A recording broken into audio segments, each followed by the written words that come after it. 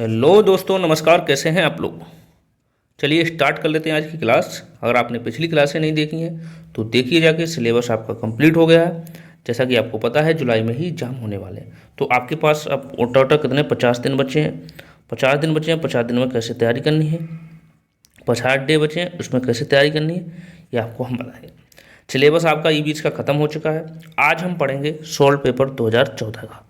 Solve paper 2014 का पढ़ने वाले हैं। यूट्यूब पर बिल्कुल अग्नि परीक्षा जो बैच है चल रहा है। जैसा कि हम आपको ई बीस पढ़ा रहे हैं, इसका सिलेबस कंप्लीट हो गया। अब डेली आपके लिए प्रैक्टिस होगी।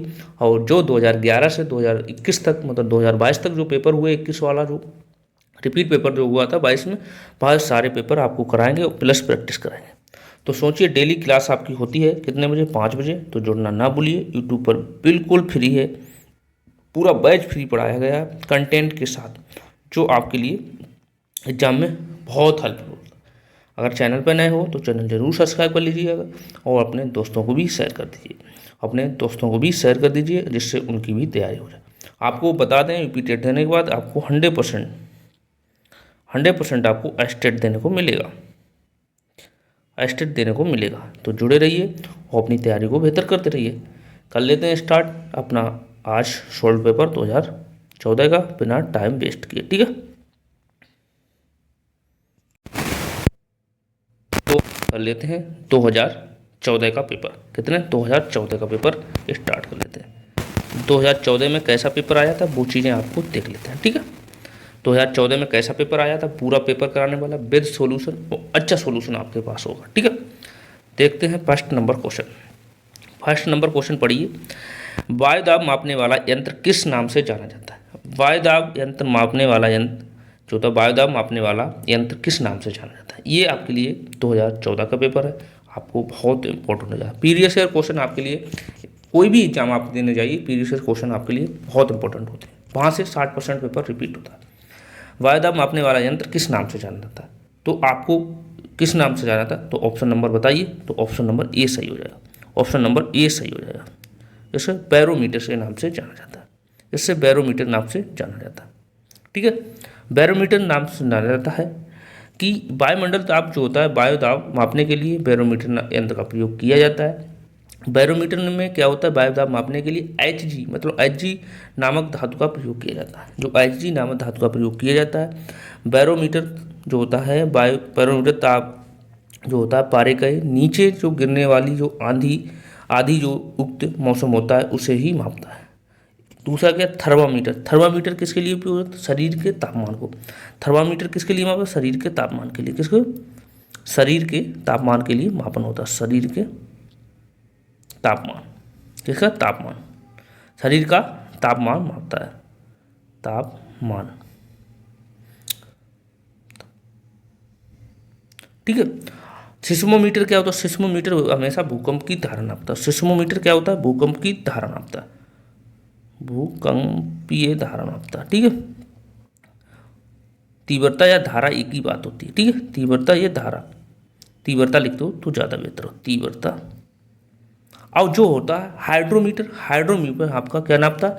ये आपके वायुमंडल का, हाइड्रोमीटर जो वायुमंडल का, ये वायुमंडल की आर्द्रता नापता है। आर्द्रता, ठीक, आर्द्रता नापता है वायुमंडल।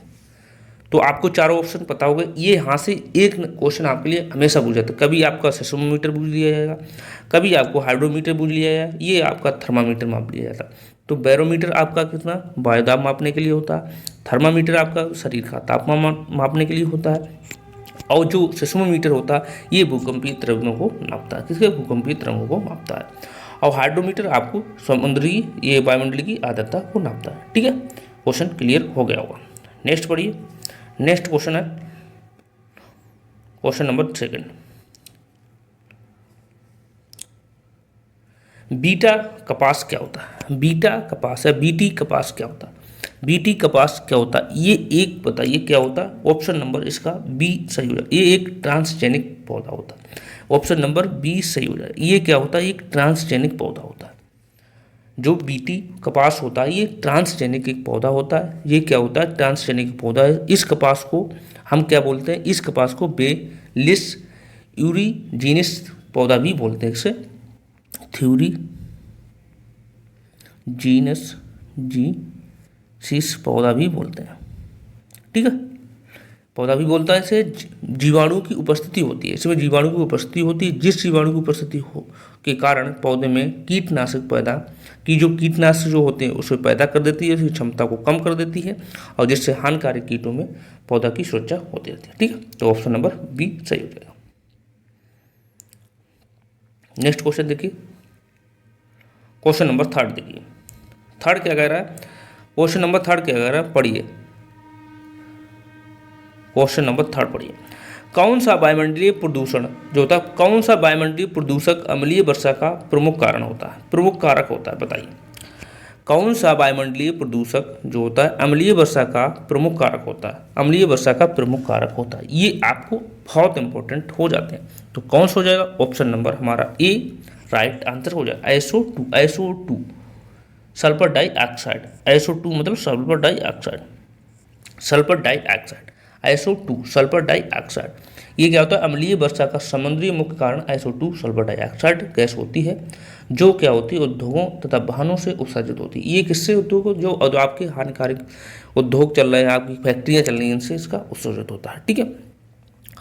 और ये उद्योग उत्सर्जित होता है, ये क्या होती है, वर्षा को जो होती है, वर्षा की जो बूंदों तथा ओस जो होते हैं, वर्षा की जो बूंदें और जो ओस, सुबह सुबह आप जब उठ के ग्राउंड में जाते हो तो ओस की जो बूंदें आपको दिखती हैं, ओसों के साथ जो अम्लीय क्रिया कर कर गुणवत्ता प्रदर्शित करती है, जिससे फसलों और इमारतों की क्षति में पहुंचती है, ठीक है, और ये स्वास्थ्य और हानिकारक प्रभाव भी छोड़ती है।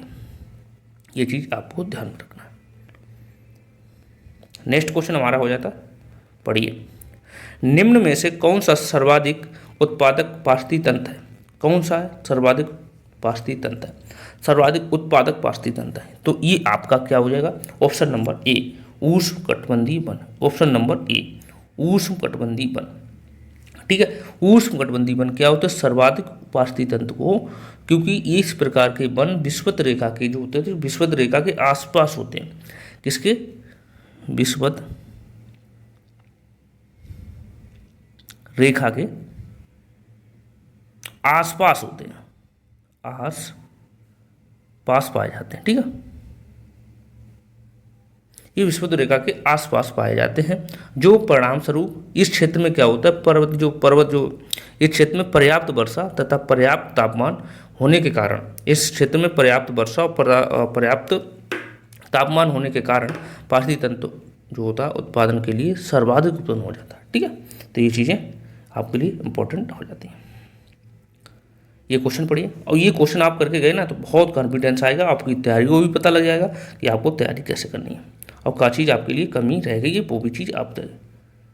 नेक्स्ट क्वेश्चन देखिए, निम्नलिखित में से कौन सा रासायनिक आम पकाने के लिए प्रयोग होता है, जो रासायनिक आम पकाने का में प्रयोग होता है वह कौन सा तत्व होता है, बताइए कौन सा किसका प्रयोग किया जाता है, रासायनिक आम पकाने में कौन सा प्रयोग किया जाता है, तो ये किसका प्रयोग हो जाता है, हमारा हो जाएगा calcium carbohydrate, B C right answer हो जाएगा,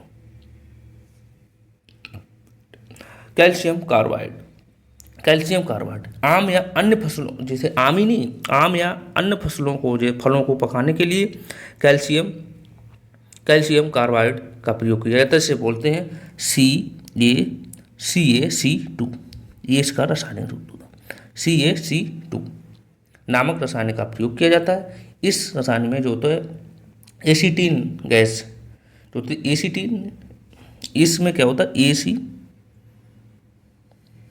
एसीटिलीन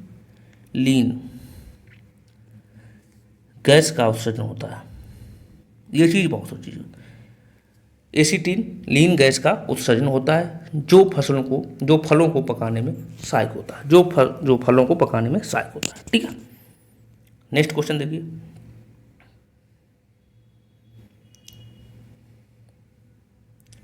नेक्स्ट क्वेश्चन हमारा है 26। कौन सी बीमारी दूषित जल पीने से फैलती है, ये देखिए कौन सी बीमारी दूषित जल फैलने से होती है। तो ये आपको करने का एक तरीका हम बताएं, जैसे ऑप्शन से करना, एड्स से, ये पीने से कोई संबंध नहीं, ये गलत हो गया। टिटनेस हमेशा कटने से होती है, ये भी गलत हो गया। टिटनेस हमेशा पीने मतलब कटने से, लगने से, घाव फाव से होती है। एड्स आपको पता है कैसे होता है एड्स से। और लेकिन पीने से संबंध है तो पीने से तो हमेशा टाइफाइड होता है। B right answer. एनीमिया नहीं होते, हमेशा टाइफाइड होता है पीने से। दूषित जल पीने से हमेशा टाइफाइड होता है। टाइफाइड रोग जो होता है दूषित जल पीने से फैलता है। और ये जो फैलता है ये आपका हो जाता है जुकाम होगा, जो आंत का बुखार होना, ये भी इसके ही लक्षण होते हैं। ठीक है। ये रोग क्या होता है? साल्मोनिया। इस रोग को हम क्या बोलते हैं?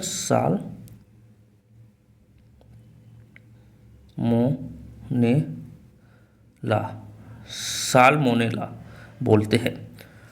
टाइफाइड नामक जीवाणु से होता है जो दूषित जल पीने से होता है। ठीक है, दूषित जल पीने से होता है। नेक्स्ट क्वेश्चन हमारा 27। निम्नलिखित में से कौन सी ग्रीन हाउस गैस नहीं है? कौन सी ग्रीन हाउस गैस नहीं है ये आपको बताना है। कौन सी नहीं है? तो हमारा राइट आंसर हमारा सी हो जाएगा। सी राइट आंसर, CO।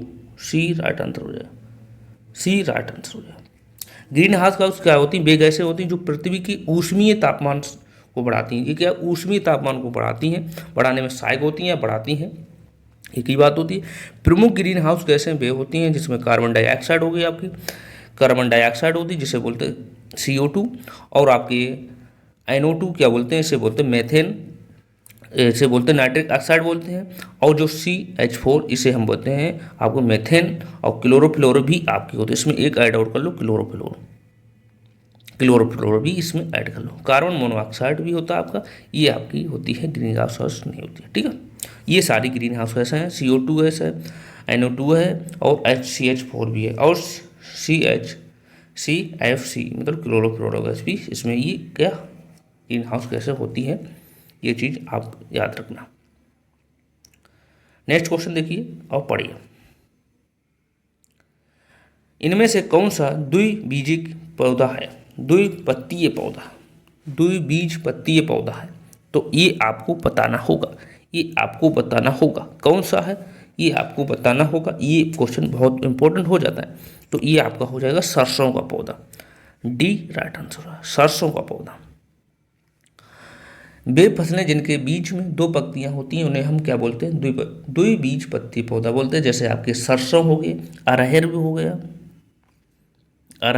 आपका अरहर हो गया, मटर हो गया और आपके चना भी हो गया, ये आपके क्या होते हैं? ये आपके द्विबीजपत्री पौधा होते हैं। ठीक है, नेक्स्ट क्वेश्चन देखिए, क्वेश्चन नंबर। पौधों में जल का अभिग्रहण किसके द्वारा होता है? ये बहुत इंपॉर्टेंट क्वेश्चन हो जाता है और बहुत बार पूछा हुआ है। पौधों में जल का अभिग्रहण किसके द्वारा होता है? ये होता है जाइलम द्वारा। Option number A right answer, xylem द्वारा। Option number A right answer. Xylem द्वारा जो क्या होता है, जो पौधों में मिट्टी में जो होता है, पौधों में मिट्टी से जल का अवशोषण और संरक्षण क्या होता है? जाइलम नामक ऊतक से होता है। ठीक, नेक्स्ट क्वेश्चन देखिए, क्वेश्चन नंबर 30। कौन सा प्राचीन साहित्य स्रोत है? देखिए कौन सा प्राचीन साहित्य, प्राचीन की बात आपकी कर दी है तो आपका हमेशा कौन सा वेद हो जाता है? आपका हमेशा ऋग्वेद हो जाता है। ऑप्शन नंबर ई राइट आंसर हो गया। ऋग्वेद आपका सबसे प्राचीनतम वेद माना जाता है। वेदों की संख्या कितनी है? वेदों की संख्या 4 है। कौन सा? ऋग्वेद, सामवेद, यजुर्वेद और अर्थवेद, ये वेदों की संख्या है। तो हमेशा सबसे प्राचीनतम वेद कौन सा है? आपका ऋग्वेद है। इस ग्रंथ में, या वेद एक ही बात हो, तो इस ग्रंथ में इंद्र और सर्वश्रेष्ठ देवता, इसमें क्या इंद्र को, इस वेद में इंद्र को सर्वश्रेष्ठ देवता माना गया है। इंद्र को सर्वश्रेष्ठ देवता माना गया। किसको? इंद्र को सर्वश्रेष्ठ देवता माना गया। सर्वश्रेष्ठ देवता माना गया है। ठीक है, मुख्य देवता माना गया है। ठीक है, और इसमें क्या है? इसमें वेदों में कितनी सूक्तियाँ होती हैं? सूक्तियाँ आपकी होती हैं 1000 सूक्तियाँ हैं आपकी। इसमें 1028। और मंडल कितने इसमें होते हैं? मंडल आपके इसमें होते हैं 10 में मंडल, 10 मंडल होते हैं, ठीक है, 10 मंडल होते हैं। ये चीज़ आपके लिए वाली याद रखनी है।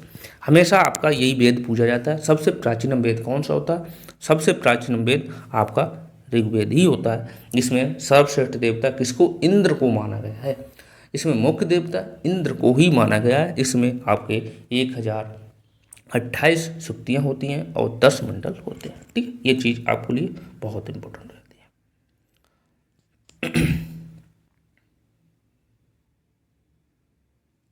तो नेक्स्ट क्वेश्चन देखिए, नेक्स्ट क्वेश्चन हमारा क्या है? नेक्स्ट क्वेश्चन हमारा है वायुमंडल में 99% भाग पर किन दो गैसों का विस्तार होता है? तो आपको 99% दो गैस की बात की। ओजोन आपकी गैस नहीं होती है, ओजोन आपकी गैस नहीं होती है, ओजोन आपकी गैस नहीं होती है। तो क्या हो? नाइट्रोजन और ऑक्सीजन होता है। ऑक्सीजन की मात्रा आपकी होती है, ऑक्सीजन की मात्रा आपकी होती है 21% प्लस, और नाइट्रोजन की होती है 78%। दोनों को ऐड कर लीजिए तो आपकी हो जाएगी 99%। ये दोनों गैसों का मिश्रण वायुमंडल में पाया जाता है। वायुमंडल में अनेक प्रकार की गैसें होती हैं, जिसमें गैस जो ऑक्सीजन की मात्रा 28% होती है, जबकि ऑक्सीजन की 21% होती है। इस प्रकार वायुमंडल में नाइट्रोजन और ऑक्सीजन की कुल संख्या 99% होती है, ठीक है। नेक्स्ट है पर्यावरण अध्ययन में शैक्षिक भ्रमण का मूल उद्देश्य क्या होता है? शैक्षिक भ्रमण का मूल उद्देश्य होता है कि क्या होता है? ऑप्शन नंबर बी, छात्रों के लिए प्रत्यक्ष अनुभव हो सके। बी राइट आंसर हो जाएगा, ठीक है। नेक्स्ट क्वेश्चन हमारा है 33 क्वेश्चन क्या कह रहा है? पढ़िए। कार्यकीय रूप से शुष्क मिट्टी में किसकी विशेषता पाई जाती है? क्या विशेषता पाई जाती है? तो हमेशा किसकी विशेषता पाई जाती है? ये हमारा राइट आंसर हमारा सी हो जाएगा। मिट्टी की जो लवणता होती है, सांद्रता जो अधिक हो जाती है। सी राइट आंसर। 34 क्वेश्चन नंबर क्या कह रहा है हमारा? 34 देखिए, सतत एवं व्यापक मूल्यांकन क्यों आवश्यक होता है? सतत और व्यापक मूल्यांकन क्यों आवश्यक होता है? क्योंकि option number C right answer हो जाएगा। क्योंकि नियंत्रण मूल्यांकन जो होता है, नियंत्रण मूल्यांकन नहीं रहने से शिक्षार्थियों में परीक्षा का जो अनावश्यक भय होता है वो दूर नहीं होता, ठीक है। नेक्स्ट क्वेश्चन हमारा क्या? चरने वाले पशु वनस्पति को कैसे बदलते हैं? चरने वाले जो पशु होते हैं वनस्पति को कैसे बदलते हैं? तो ये आपके हो जाता है, ये बदलते हैं सी, चर के बदलते हैं। सी राइट आंसर है। जैसे क्या होता है कि घास चरने वाले पशु वनस्पतियों को समान रूप से नहीं चरते हैं, बल्कि कुछ ही वनस्पतियों को अधिक खाते हैं, और जिसमें वनस्पतियाँ धीरे धीरे नष्ट हो जाती हैं और वहाँ उसकी जगह पे नई प्रजातियाँ, नई घास उत्पन्न हो जाती है। नेक्स्ट क्वेश्चन हमारा क्या है? नेक्स्ट क्वेश्चन है निम्नलिखित में से कौन सा स्वास्थ्य अस्थियों के लिए आवश्यक होता है? मतलब हड्डियों के लिए आवश्यक होता है। तो vitamin D, calcium, vitamin D. इसका स्रोत क्या होता है? इसका स्रोत ये सूर्य से प्राप्त होती है। ये सबसे ज़्यादा सूर्य से ही प्राप्त होती है, ठीक है। नेक्स्ट क्वेश्चन है भारत में हिमालय की सबसे ऊंची चोटी कौन सी है? तो ये है माउंट केटू। ये राइट आंसर है। इसकी ऊंचाई कितनी है? ये इसकी ऊंचाई आपसे पूछ दी जाए तो उस ऊंचाई इसकी होती है 8611, ठीक है। ये कहाँ पाई जाती है? ये जम्मू कश्मीर के काराकोरम दर्रे में पाई जाती है। कि जम्मू कश्मीर के काराकोरम, ठीक है, काराकोरम। नेक्स्ट क्वेश्चन हमारा प्राथमिक स्तर पर शिक्षण की खेल विधि आदत होती है। प्राथमिक स्तर पर शिक्षण की खेल विधि आदत होती है, किस पे होती है? ऑप्शन नंबर डी, शिक्षण विधि के सिद्धांत पर।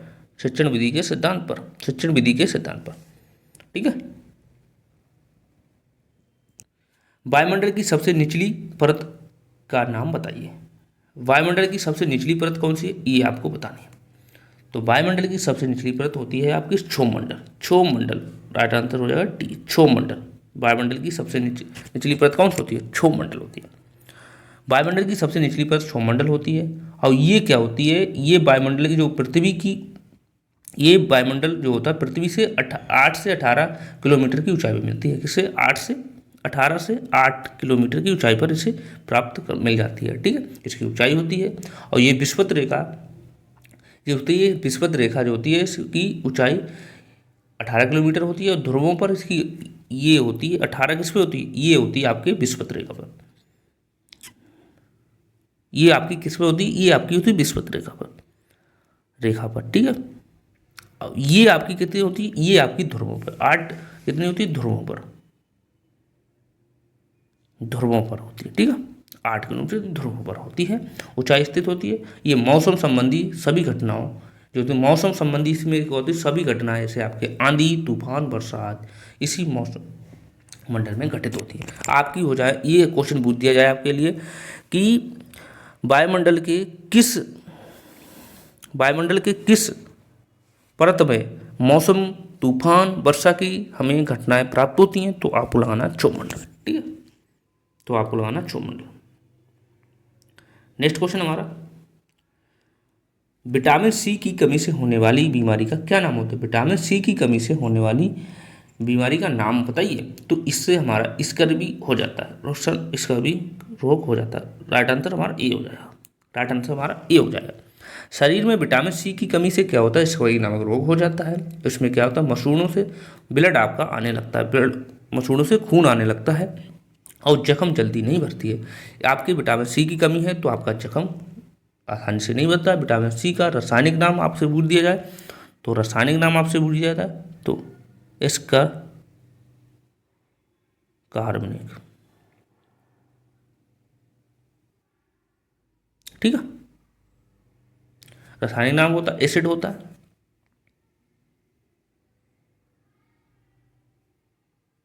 स्कार्बिक एसिड होता है, ठीक है। स्कार्बिक एसिड इसका रासायनिक नाम होता है।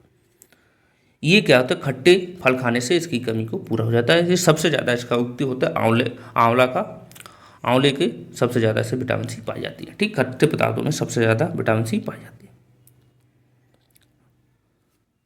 ये क्वेश्चन देखिए, भारत की प्रथम महिला आईपीएस अधिकारी कौन थी। भारत की प्रथम महिला आईपीएस अधिकारी कौन थी, ये आपको बताना है।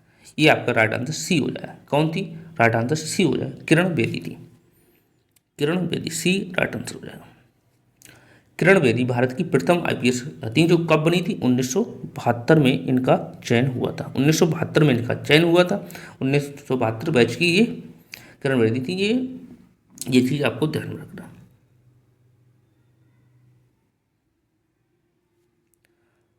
क्वेश्चन नंबर 5, असम का प्रसिद्ध एक सींग वाले गंडे वाला वन्यजीव अभ्यारण्य कौन सा है। ये आपको हमने पढ़ाया था, कल वाली ही क्लास में ये पढ़ाया था, ये कल वाली ही क्लास में हमने पढ़ाया था। असम का प्रसिद्ध एक सींग वाले गंडे वाला वन्यजीव अभ्यारण्य कौन सा है, तो ये आपका हो जाएगा काजीरंगा। ऑप्शन नंबर बी हो जाएगा, option number B right answer, Kaziranga. ये एक सींग गैंडे वाले के लिए संरक्षण के लिए असम राज्य में काजीरंगा अभ्यारण्य हुआ। इसकी स्थापना बुद्ध दिया, तो स्थापना बुद्ध दी जाए तो स्थापना जिनने कल क्लास देखी होगी तो उन्हें ये पता होगा। स्थापना इसकी कितनी हुई थी, स्थापना 1908 में इसकी हुई थी। स्थापना कब हुई थी, 1908 में हुई थी, ठीक है। तो इसलिए सारी क्लासें देख लीजिए, प्लेलिस्ट बनी है, किसी प्रकार की दिक्कत नहीं होगी। निम्नलिखित में से कौन सा अग्नेय चट्टानों का उदाहरण नहीं है। अग्नेय चट्टानों का उदाहरण है, निम्न में से कौन सा अग्नेय चट्टानों का उदाहरण है, तो ये हो जाएगा राइट आंसर इसका ये हो जाता है, बेसाल्ट चट्टान, ये राइट आंसर हो जाएगा। बेसाल्ट चट्टान, ये राइट आंसर। अग्नेय चट्टाने का निर्माण ज्वालामुखी से निकलने से होता है। किससे, ज्वालामुखी से, ज्वालामुखी से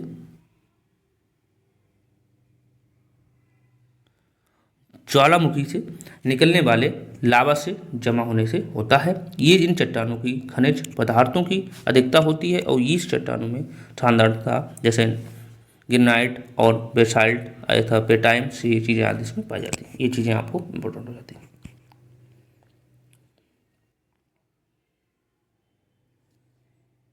नेक्स्ट क्वेश्चन है, पृथ्वी के वातावरण की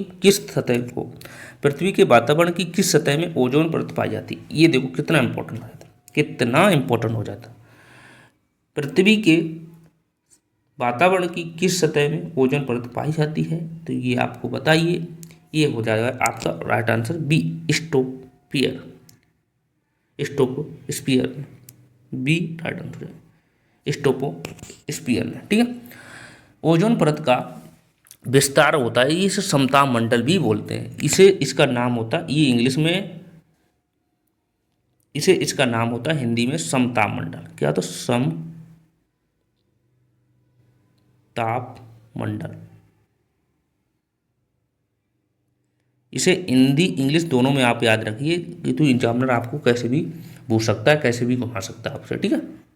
ओजोन परत का, ओजोन जो परत होती है ये समताप मंडल में निचले हिस्से में पाई जाती है, और इसका काम क्या होता है, सूर्य से जो परावर्तनीय किरणें आती हैं सूर्य से, उसका इसे रोकने का इसका काम होता है, ठीक है।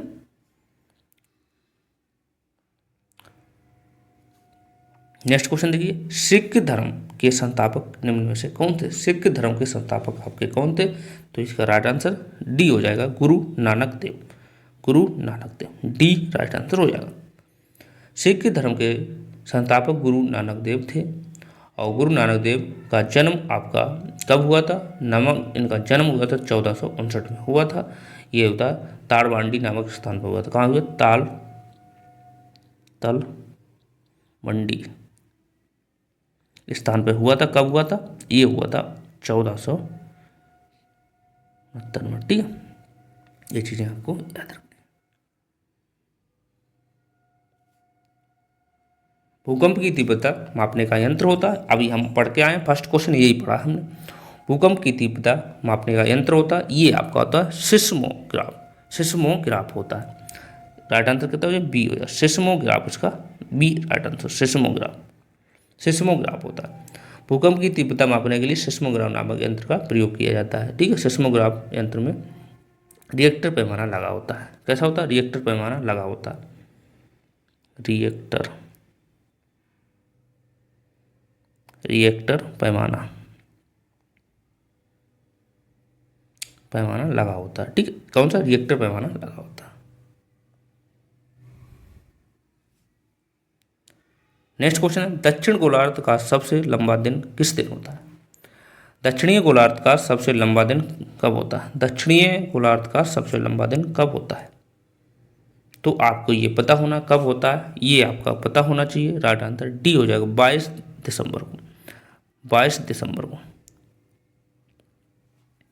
22 दिसंबर को दक्षिणी गोलार्ध का सबसे लंबा दिन होता है, क्योंकि इस तिथि को सूर्य का जो प्रकाश होता है मकर रेखा पर क्या होता है? लंबवत होता है। सूर्य का जो प्रकाश होता है, सूर्य का प्रकाश, जो सूर्य का प्रकाश होता है, सूर्य का जो प्रकाश होता है जो मकर रेखा पर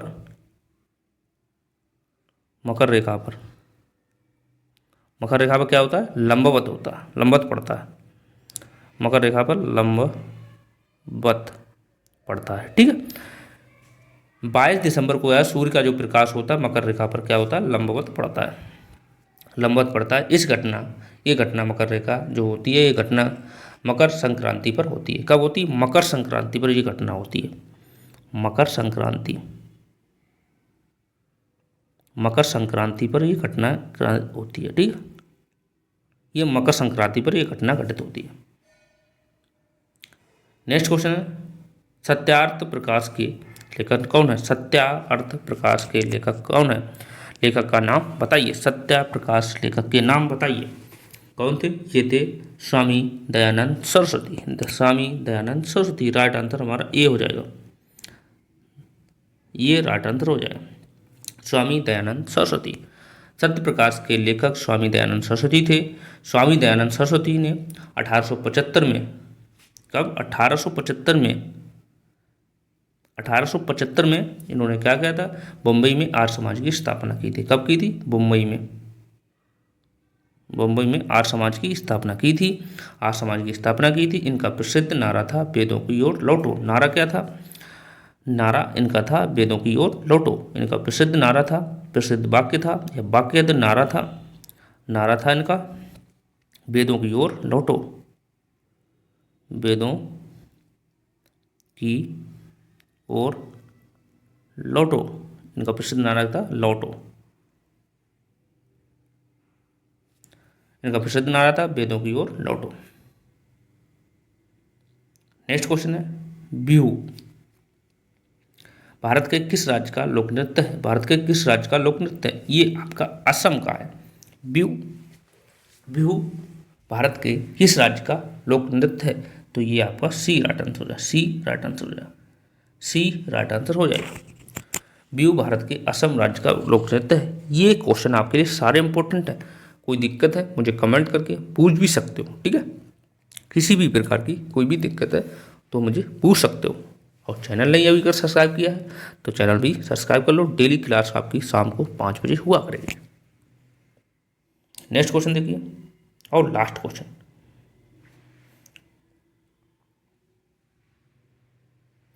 खाद्य श्रृंखला के परस्पर समूह को क्या कहते हैं? खाद्य श्रृंखला के परस्पर समूह को क्या कहा जाता है? क्या कहा जाता है बताइए भाई। 50 का और लास्ट क्वेश्चन, इसे कहते हैं खाद्य चक्र। खाद्य चक्र ए राइट आंसर हो जाएगा। क्या बोलते हैं? खाद्य चक्र ए राइट आंसर होगा। खाद्य श्रृंखला के परस्पर समूह को खाद्य जाल कहा जाता है या खाद्य चक्र या खाद्य जाल कहा जाता है। इस श्रृंखला में कहा तो कारक एक सीधी कड़ी रेखा में नहीं होते हैं। ये इसमें क्या होते हैं? इस श्रृंखला में कारक एक सीधी कड़ी रेखा में नहीं होते हैं बल्कि एक दूसरे से संबंध होते हैं, एक दूसरे से जुड़े हुए होते हैं। एक दूसरे से क्या होते हैं? एक दूसरे से परस्पर संबंधित होते हैं। तो ये थी आज की 30 नंबर की क्लास। 30 में आपके कितने बन रहे हैं? 30 में आपके कितने बन रहे हैं कमेंट करके बताइए।